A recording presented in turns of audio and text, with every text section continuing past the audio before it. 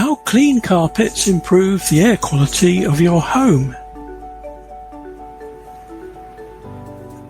No matter what you do, dust will get into your home. When we move around our homes, the dust which is deposited on our carpets needs to be removed by cleaning regularly. If cleaning is neglected, the dust soon builds up, and after a while, you can't imagine how much dust comes out of carpets.